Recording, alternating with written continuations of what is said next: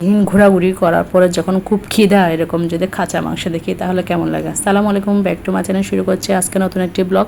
এই তো আমরা সারাদিন ফ্যাক্টরি ভিজিট করলাম, বিভিন্ন ফ্যাক্টরিতে গিয়ে দেখলাম জুতা কীভাবে করে, বিভিন্ন ডিজাইন দেখলাম। দেন সারাদিন কাজ করার পরে তো ঘোরাঘুরি পরে যখন খাইতে গিয়ে দেখলাম একদম কাঁচা কাঁচা গরুর মাংস, বলার মতন নাই যে একদম অরিজিনাল গরুর মাংসের ফ্লেভারটা দেখে বুঝতেছেন। খাইতে কিন্তু অনেক কষ্ট হয়েছে, প্রথমে কিন্তু মুখে নিয়ে আমি কিন্তু এত বাজে ফ্লেভার ছিল ফেলে দিয়েছি। আবার চাইনিজ দাদা বলতেছে আমি একটু ঠিকঠাক করে একটু মশলা দিয়ে দিই, আবার যখন একটু মশলা দিয়েছে একটু ঝাল করে তখন কিন্তু অনেকটা ভালো লেগেছে। এই যে একদম গরম পানি গরুর মাংসের মধ্যে, গরম পানির মধ্যে গরুর মাংস দিয়ে সিদ্ধ করে দিয়েছে এরকম। এই তো দেখে কিন্তু কালারটা বোঝা যাচ্ছে, কিন্তু এরপর যখন একটু মশলা দিয়েছে তখন খাইতে কিন্তু এত বেশি কালার ছিল না, অনেক বেশি টেস্টি ছিল। যদিও আমার হাজব্যান্ড খিদা ছিল বেশি, এটার জন্য খাইতে গিয়ে কিন্তু মুখ ফুরিয়ে ফেলছে। ওখানে পাশে দেখলাম দুইটা কাপড় সুন্দর করে শুয়ে আছে, ওদেরকে আমি ডিস্টার্ব না করে জাস্ট একটু ভিডিও করে নিয়ে নিলাম। ওই যে ওই বিড়াল আমাকে দেখতেছে। দেন আমরা খাবার শেষ করে চলে আসলাম আমরা একটা ফ্রুটের দোকানে। রাতের বেলা যেহেতু খিদা লাগবে গাড়িতে, এখন আজকে আমরা জিয়াং থেকে আমরা পুজিয়াং শহরে চলে যাব। একটু খিদা লাগবে, এটার জন্য আমরা বিভিন্ন ধরনের একটু ফ্রুট নিয়ে নিলাম। এখানে কিন্তু এরকম রেডি করা ফ্রুটগুলো কিন্তু বিক্রি করে, সবগুলো ফ্রেশ, একদম কেমিক্যাল মুক্ত, একদম খুবই মিষ্টি। এটা লাল পেয়ারা ছিল, খাইতে কিন্তু অনেক বেশি মিষ্টি ছিল। এই তো এরপর আমরা চলে গেলাম কেএফসিতে কিছু খাবার খাবো। কেএফসিতে কিছু খাবার খেয়ে ভিতর অনেক বেশি গরম ছিল, যার কারণে বাইরে একটু হাঁটাহাঁটি করতেছিলাম। পাশে এই বিল্ডিংটা আমার কাছে অনেক ভালো লেগেছে, লাইটিংটা। এরপর আমি একটু ভিডিও করে নিয়ে নিলাম। দেন আমরা এখন চলে যাচ্ছি জিয়াং থেকে পুজিয়াং শহরে। দেন আমরা চলে আসলাম সকাল সকাল একদম ভোর 5টার দিকে চলে এসে একটা হোটেলে আসলাম এখানে রুম বুক করার জন্য। হোটেলটা অনেক বেশি সুন্দর ছিল, কিন্তু ব্যাড লাক, আমাদের এখানে কোনো রুম আমরা পাইনি। শেষে সব কিছু ঠিকঠাক করে আবার আমাদের এখান থেকে ব্যাক করতে হয়, আরেকটা হোটেল খুঁজতে হয়।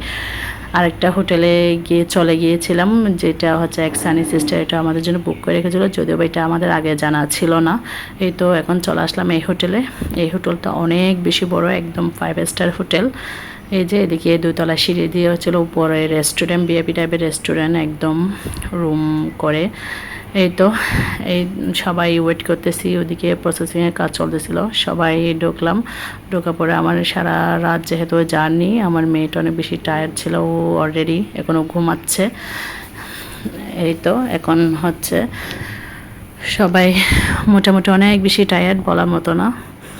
এই তো এখন আমরা রুমের বুকিং যেহেতু চলতেছে, বুকিং করা শেষ, এখন আমরা রুমে চলে যাব। এখানে রোবট রয়েছে, রোবটটা দিয়ে কিন্তু এখানে কোনো রুমে কিন্তু বাইরের লোক কিন্তু এখানে উঠতে দেওয়া হয় না, কোনো কিছু ডেলিভারি দিলেই রোবটে দিয়ে আসে। দেন ফাইনালি আমরা আমাদের রুমে চলে আসলাম। এই তো রুমটা কিন্তু একটা পুরোপুরি একটা বাসার মতো, 2 বেডের বাসার মতো ছিল। 2টা বাথরুম, 2টা রুম, ড্রয়িং ডাইনিং ছিল আলাদা, ওয়াশরুমও আলাদা ছিল। 2 বেডে 2টা টিভি, সামনে একটা টিভি ছিল। ওয়াশরুমগুলো ছিল অনেক বড় বড়, আসলে অনেক বেশি সুন্দর ছিল। ফুল একটা ফ্যামিলি রুম ছিল এটা, খুব আরাম করে। কিন্তু 3-4 দিন এখানে ছিলাম, বলার মতো না। এই যে এখানে আলাদা আবার 2টা করে সোফা সেট আছে, পাশে কিন্তু একদম খোলামেলা ছিল, দৃশ্যটা খুব সুন্দর ছিল। এখানে গ্রিন টি দিয়েছে, কফি দিয়েছে, পানি ছিল, আদার্স অনেক কিছু ছিল, প্রয়োজনীয় যা যা লাগে মোটামুটি ওরা হোটেলে সবগুলো কিন্তু দিয়ে দেয়। এটা ছিল আমাদের রুম, এটা এটা বাথরুম। এই তো বাথরুমগুলো দেখতে কিন্তু অনেকটা সুন্দর। এখানে কিন্তু শাওয়ারটা কিন্তু আলাদা থাকে। এই যে এখানে যেখানে মন চায় এখানে মন চাইলেও করা যাবে, পাশেও করা যাবে। সব কিছু মিলিয়ে ওভারঅল মিলে কিন্তু রুমটা কিন্তু অনেক বেশি সুন্দর ছিল। আমাদের কিন্তু এই চায়না ট্যুরের মধ্যে যে হোটেলগুলোর মধ্যে ছিলাম, যতগুলো হোটেলের মধ্যে ছিলাম, এই হোটেলটা, এই রুমটায় কিন্তু খুবই বেস্ট ছিল, একদম বলার বাইরে। এই তো আজকের ভিডিও